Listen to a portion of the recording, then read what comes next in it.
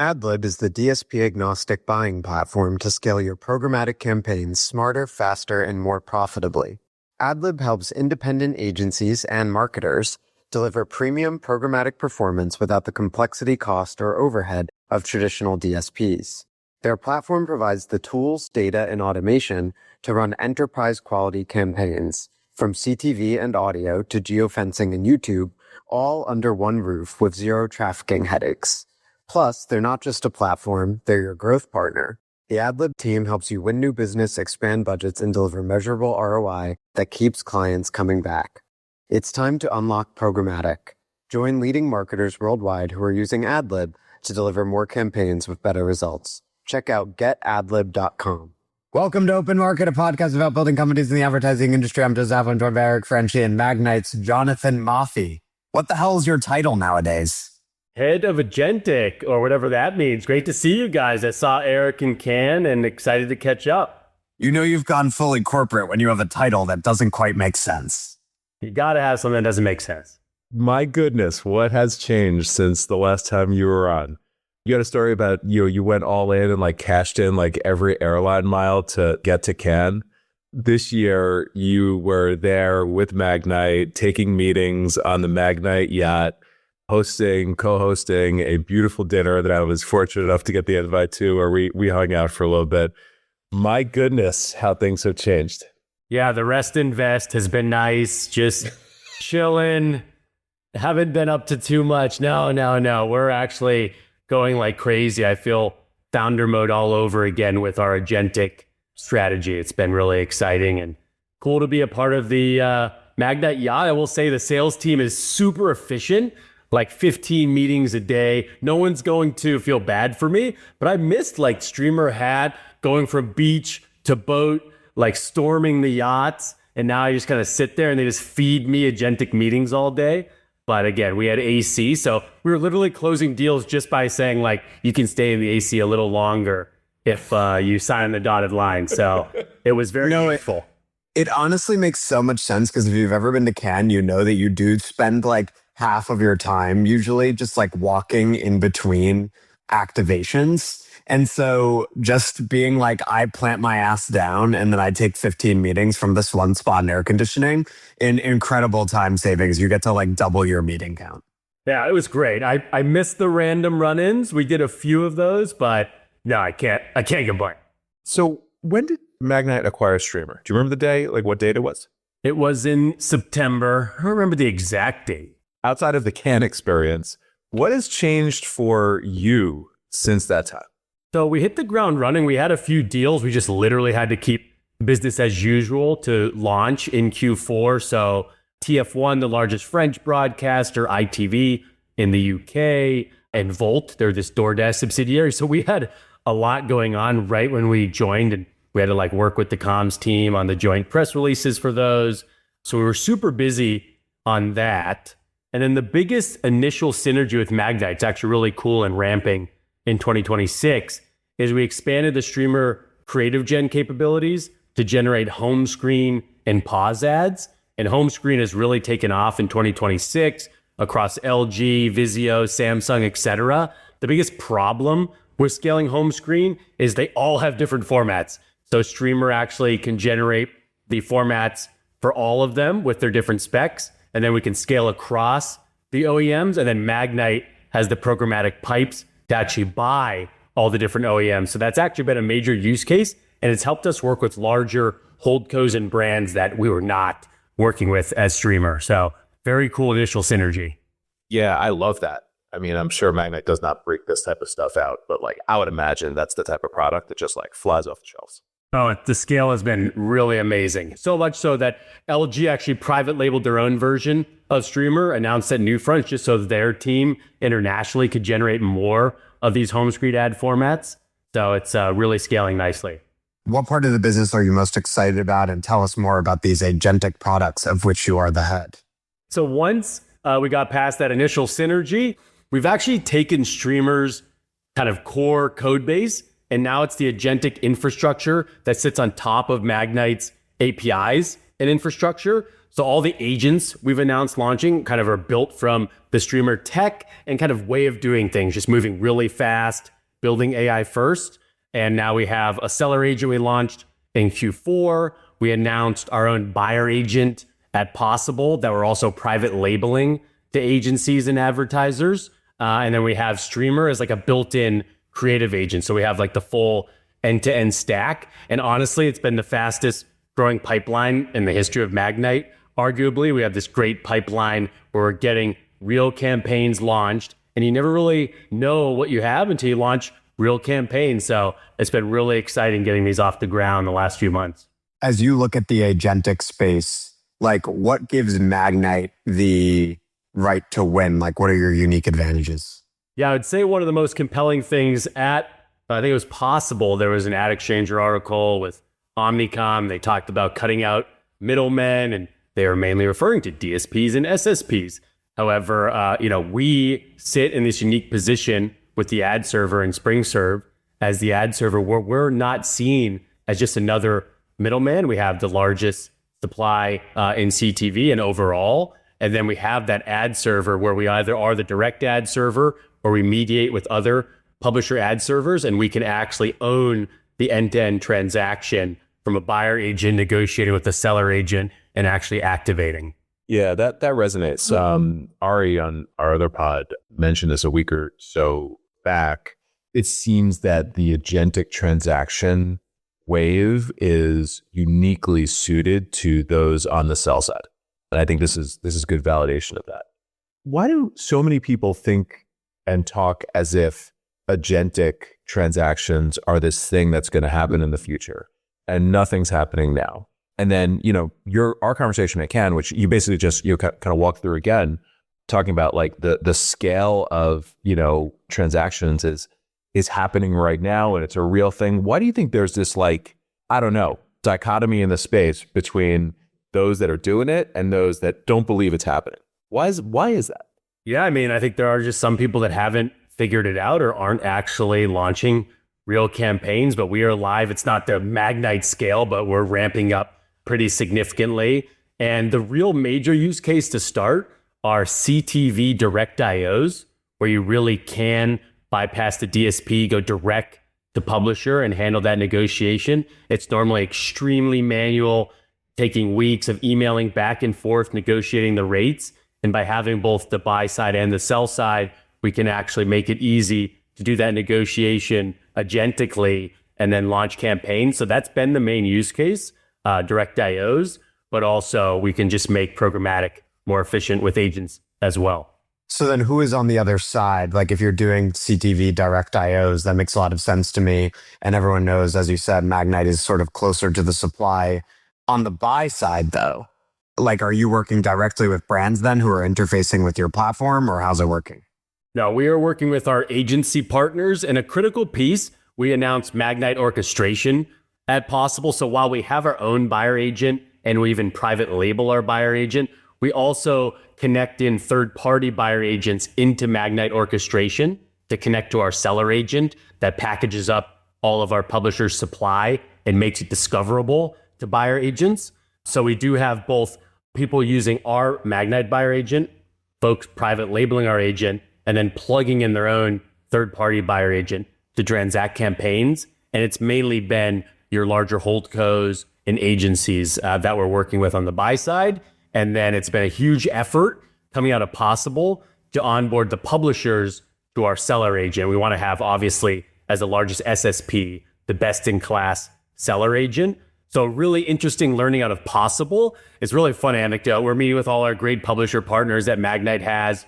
And one of them, I won't name who it was like, Magnite, this buyer agent demo is really freaking cool. Why is Magnite, our largest SSP partner, showing us the coolest buyer agent? Like, where's our really cool agentic sell side tech? And that was like an aha moment where we have moved fast on the buy side, but although we launched the seller agent in Q4, we haven't really given the publishers a lot of great sell side tools. And this is a whole industry problem. So we very quickly launched a feature of our seller agent called Showcase, which makes it easier for all of our publisher partners to package up and add a ton more context to their products so that we can match contextually relevant briefs submitted by our buyer agent, the most relevant products on the supply side. And that's been a really great initiative. And the biggest thing out of Cannes was we wanted to get every publisher on our seller agent building these products, or we can even take your existing supply tags and deal IDs and add more context to them. But we really want to get them comfortable with representing their products agentically so we can build that whole ecosystem through Magnite orchestration. Moving so fast. It's so impressive as one of the largest companies in ad tech moving this fast. You were like, at Possible, which is in April, people are always saying, wow, your buyer agents are impressive. What about the sell side? And then you just said at Cannes, you're demoing like the sell side agents. So that is like super impressive. What is it about Magnite from your observation, 10 months in the seat that fosters that type of like fast movement for such a large co? Yeah, I would say it's really at the leadership level. It has to start. They have to back our agentic strategy. And, there was some growing pains at first, but it was really quick. We can go back to CES, where Anthropic was starting to talk about agents, and agents were the thing at the beginning of the year. And we started meeting with holdco and agency partners at CES, and they were talking about early days of buyer agent.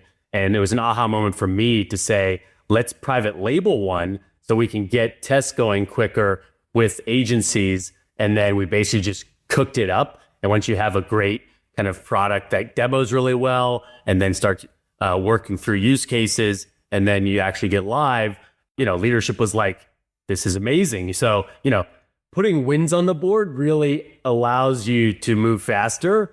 Of course, there are some hurdles, and we're adding kind of more governance and workflows. So we don't just for instance, we removed all the delete MCP tools from the agent. So it can't just go in and delete everyone's stuff in their ad server, things like that. And we're making folks comfortable when we're onboarding. But quite frankly, the way we're moving at startup speed with agentic was uncomfortable at first for a lot of folks. It was a mix of showing really nice wins. Hearing from what's been really interesting is seeing the variation of how AI pilled different holdcos and different agencies are. And when you get in the weeds to some of these guys, they're like, hey, what makes your custom harness different? And do you have your own evals for your agents versus evals for Anthropic and OpenAI? And I'm like, oh, this guy's super pill. And then we'd be able to kind of iterate quicker with that team and then launch a real campaign. So people are eager to put those campaigns live and learn. So if you were advising someone else who is, let's say, not the CEO of a large company, but they're a product manager or even a salesperson or whatever, and they're like, hey, we got to move on this agentic thing, right? Or we need to get more AI pilled.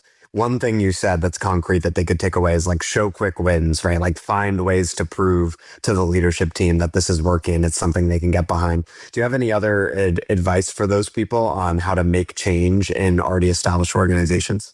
Yeah, I'll say the thing that is still hard to get folks comfortable with at Magnite, I'll be candid, is a startup strength is we're demoing the buyer agent. It's going really well. People really like it. Wow, this is really cool what Magnite's rolling out. But does it cover every single use case? Absolutely not. However, we're at a place where we're in beta. As long as you make that clear, you have the T's and C's in place, you get a campaign brief, you drag and drop it. It efficiently sets up your full campaign just from literally dropping an Excel spread into the agents like Chat UX. And I'd love to demo. The demo always hits and slaps, as we say.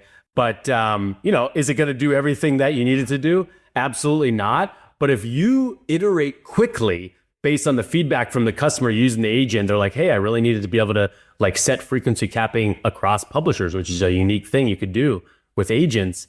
If you deliver that quickly, they're actually more excited to start with something that's limited. And then they see that you're really listening to their feedback and adding value iteratively. And that's the advantage that startups have over bigger companies. And we're basically treating our agentic rollout in a similar fashion so we can surprise and delight customers by saying yeah, initially you're a little frustrated with the agent, but we fixed it immediately. Now it works. And now they're excited. Yeah. So a progress versus perfection mindset is critical. And I've experienced that as well. Yeah. When you work with larger companies, there can be a okay, well, do we have all I's dotted and T's crossed? And it can prevent you from ever getting something off the ground. Whereas with startups, it tends to be like experimentation mode. Let's just throw this out there, see what works, and then iterate. Yeah, in Agentic, if you're pretending that you can like waterfall plan out for a quarter, like the whole end-to-end stack, your Agentic stack, like you're just going to lose. You're going to get totally smoked. These things change. Is it an hourly basis? Like model drops. If you're not on top of all this, you're not pilled, you're not on X/Twitter, seeing the latest, reading the latest Satya piece, you're literally cooked. So you have to be on top of it. And then you have to be able to bring that to the org and actually push updates quickly. And like Magnite orchestration was a great example where we really wanted a way to articulate how third-party agents can plug in to the Magnite trusted infrastructure and stack. And that's where Magnite orchestration came from. But it's like, this wasn't planned for quarters. It was, hey, we really need this. And we delivered the first MVP version in a matter of weeks. It only took 15 minutes of the conversation for the old Moffie to come out accusing people of being literally cooked because they're not on X 24/7. Only 15 minutes. In AI right now, if you're not on top of it, I mean, that's where all the thought leaders are talking about the latest drops. I mean, maybe there's some fun Reddit posts or what have you, but X is the real-time machine. For sure. Question from your perspective. How long until agents become the default in media buying, media selling, one and the same? Yeah. So I'll say where we're at now, the agents are really good at making it more efficient to do campaign setup. So rather than I did ad ops for years or built products for ad ops across many DSPs and just like CMS, and it's a pain in the butt. It's crazy. So you can literally in our like buyer agent chat UX or really anyone's, you can take our MCP server and plug it into Claude or ChatGPT, and you could drag and drop an RFP that has like 10 tabs. It has the whole campaign, the audiences you want to reach, all the VAST tags, the impression pixels, and it could take all that and just set it all up and you don't do anything. And that's amazing. So efficiency should be default now. Like efficient campaign setup is there. And then the second piece that's really cool, and you don't really see this until you're actually live, so you'll know if people are live or not if they don't talk about this. We call it campaign optimization insights. So we had I said this in an Ad Age interview I did with Sean, my boss, so we could talk about this. But one of our first buyer agent campaigns we launched, it had 2 direct IOs and 1 PG deal, and the campaign launched, and the trader's asking the buyer agent for reporting, gave a reporting, and then it gives optimization insights, and it said, hey, these 2 direct IOs have 99% completion rates, but this PG deal only has 91% completion rate. And that's because it included mobile in-app supply that only has a 71% completion rate, taking down your overall completion rate. Would you like me to remove that? And that's something you can uniquely see by owning both the buy and the sell side and having that ad server in place. And what is really important there is the expert guided piece. Currently, we ask the trader using the agent for approval to make changes. So we mean the agent. Agents also work with us. That's another way you move faster. If your engineers aren't using agents and like throwing tasks in the background while building, like you might be cooked, let's be honest. But basically, optimizations are expert guided. We think that's the right place for them to be right now because the agencies that are using your agent will be more comfortable putting bigger and bigger budgets. And we're seeing renewals and more agentic campaigns being launched because they're happy with the insights they're getting, but they're still scared of fully autonomous.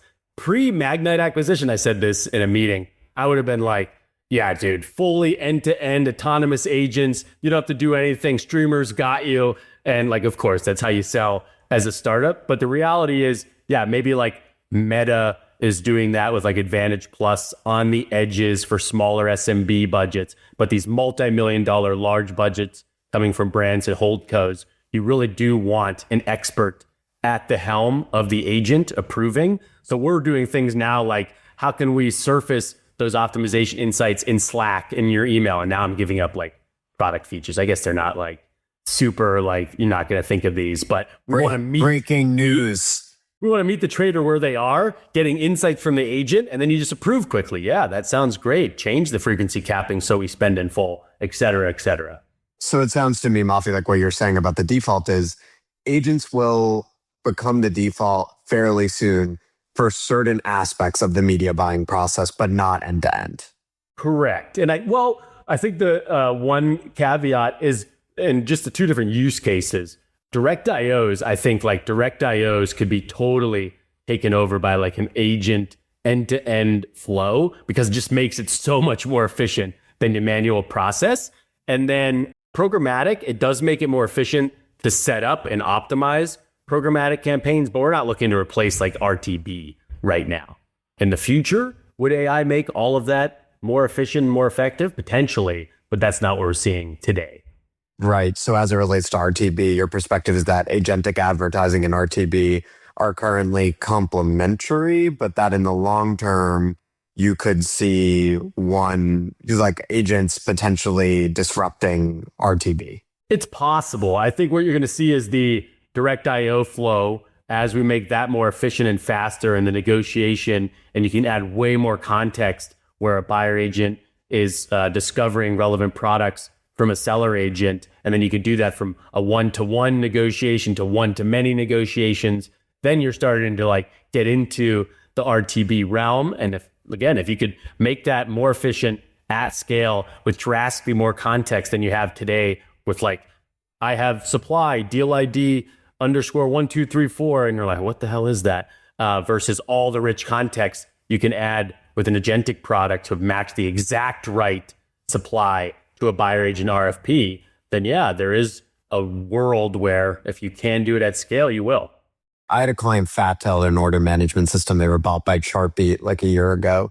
And Fattail always said, they were like, as an order management system where they knew like all the products, inventory, and pricing of these media companies, they were like, really, there should be like a direct deals marketplace where you just leverage all of the information the OMS has about these different publishers to facilitate direct deals with buyers. And then you don't need all of the intermediaries in the programmatic ecosystem. And it seems to me that now like Booster, which is also an OMS, they just did an announcement with Vox, right, where they're doing that kind of thing. Seems like you guys are working on that, especially in CTV, and you kind of have the same advantage the OMS has or something similar in terms of SpringServe and like the ad server. So it seems like there's this general change in the ecosystem where these sell-side ad tech companies that are very close to publishers and have an intimate view of their, products, inventory, and pricing, or however you want to put it, are able to enable these more direct transactions agentically. And long-term, that could be an alternative to the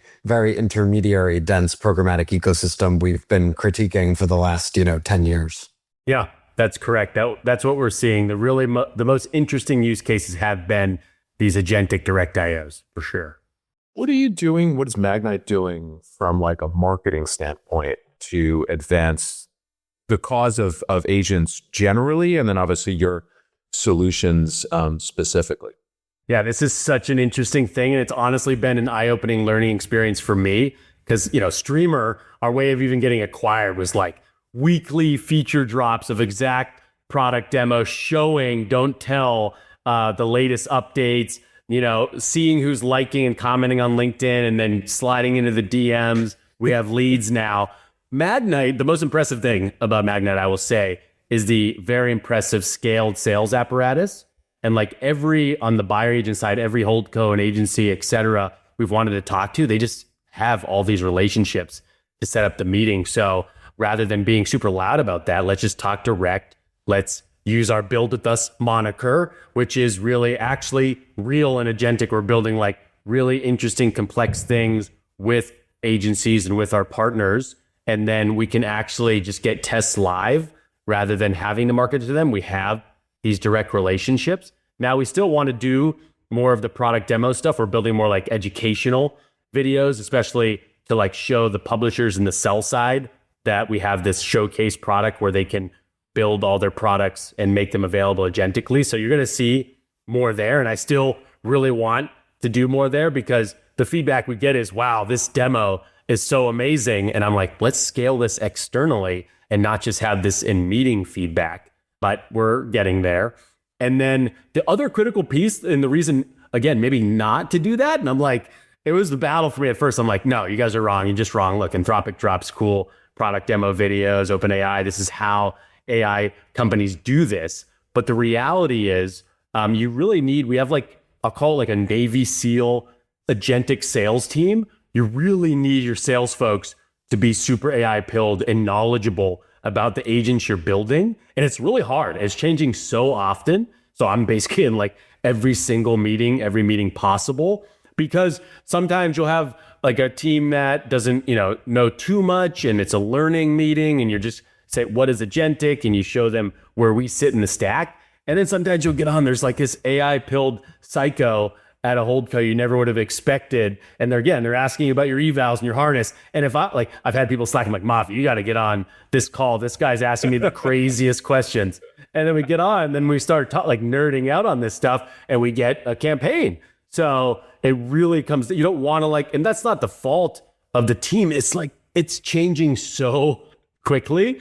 So you have to really get a few folks that are just super, AI pill is the only thing I keep thinking of in my brain, that really know the latest. And even then, we'll ship updates to the agent, and we'll add really cool new visuals. We have custom visuals as a part of our agent for forecasting and stuff. And I'll be demoing, and a feature would have changed since the last time I did a demo. And I have to on the fly, understand what the heck's going on, process it, and then talk about it when I haven't even seen that latest agent feature update yet. The good news is, not to scare folks about using our agents, we actually are very careful when it comes to actually activating. We're putting things into Clearline as our activation platform. We're putting it in there as inactive by default, and then you have to QA. We're being super careful. But yeah, things will change so often where I have to I even get caught surprised and have to iterate. I mean, I think what you're describing is two very different go-to-market motions, right? Like Moffie was describing, as a startup, you're essentially doing the, CEO evangelism playbook, right? Founder-led content. People are going to come to me, and I don't have already invites to talk to all these different holdcos and big brands. What you're talking about with Magnite is it's enterprise sales driven, right? It's we have a huge sales team, and there are a lot of amazing people with great relationships on that team, and they already know the people we need to talk to. So it's going to be less marketing driven. Now, I would say though that the blind spot that big companies that do have an enterprise sales force succumb to is because they have all those relationships where they can just dial up whomever at the holdco. They underinvest in the show not tell playbook. And the reason that's a problem, it's not because you can't get the sales meetings anyway, because you can. Again, you guys have the amazing resources. It's because then the influencer class has no they don't know. They just have to take your word for it. And that's a problem for the industry discourse, because one of the things that that CEO or whatever, the high up person at the holdco is reading is they might be reading Twitter or LinkedIn or Adweek. And if you're not showing, not telling, if you're just putting out agentic press releases, but you're not out there as Moffie showing the agentic updates every week, then that class of people, the journalists, the, Ari Paparos and Eric Franchis of the world, then they don't have something to point to and say, okay, this is exactly what they're doing. And so it's good to do both, because then you get the air cover and you sort of conquer the discourse in the influencer space and get in front of every publication or social platform those people might be consuming. And you have the direct relationships. It just makes everything easier if you do both. 100% right. And we are learning and striking a better balance there. We're going to kind of lean in, showing our agentic products more on the seller agent side, where you would expect Magnite to have, best in class seller agent and these different features. So more to come there, but it's a learning process for sure. Moffie, you've been a part of now 2 acquisitions? I was at Whirl when I was at App 11. Yeah, we covered that previously. Not to get into it. My question is different. Magnite's known for being a very good acquirer. Magnite's made very smart acquisitions that have created enormous value.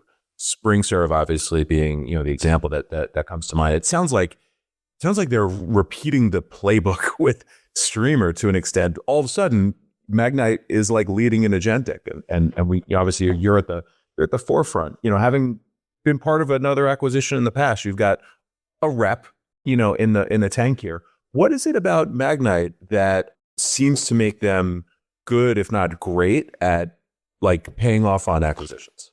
Yeah, interesting question. I think cohesive leadership team and leadership that has startup experience. The other acquisition, SpringServe, you're alluding to, our CTO is Dave. Dave was actually a board member of Streamer. I worked with Dave previously when he was SpringServe and I was at Yahoo. Dave's the man. We always joke, like, who's going to end up saying that their acquisition was better for Magnite? SpringServe, which is unarguably better right now. But I'm like, hey, now Streamer's the whole agentic infrastructure on top of this thing. We'll see. So we're kind of battling that out. So I think having that team there, Sean, I'll give a shout out to Sean being a leader there that really did a great thing with the SpringServe acquisition. And then I'll give a shout out to my cubicle mate. I guess it's not really a cubicle, open office mate, Trevor, who I literally talk to more than anybody in the company. He's our corp dev lead. And they've done a really good job scouting out the right startups to bring in and then kind of let us cook. Awesome. Eric, you got anything else? Yeah, maybe one more. What, Joe, you got something? No, I'm saying you go ahead. I've heard enough. I'm like, all right, Moffie's giving me the sales pitch. He's out there just in all the holdcos. He's too cool for Twitter now. I don't know. I'm good. Joe is sufficiently agentic pilled. Moffie, what's changed for you personally in your life since this acquisition? Honestly, I am pushing really hard. I think we have this amazing opportunity to have Magnite lead in all of advertising through this agentic approach. And I want us to win. Like, I don't think of us competing against, this is where now you're getting me into the controversial stuff. I'm like, Pubmatic, we're not competing against Pubmatic. It's like, we're competing against AppLovin, who I want to compete against for reasons, the Trade Desk. And then we're even like, the biggest threats to all of us and the existential threats overall aren't the other advertising folks. It's like Anthropic and OpenAI seeing, our TAM as their opportunity. And you saw like Satya had that recent post talking about how you need proper orchestration in evals to make it easy to switch the large LLMs because you don't want them to take your proprietary data and then replace you. So we really need to be thinking about this stuff. And I'm happy that we are. I don't know if everybody is, but that's an advantage that I think we want to win in advertising. And to do so, you have to be on the frontier of what's going on at the LLMs. I'm on X, Joe. Are you joking? I'm like so freaking addicted. It's not even funny. Can I grow my following? No, it's brutal, but I'm putting stuff out there and I'm posting more and more. Jonathan, I asked you what's changed for you since the acquisition.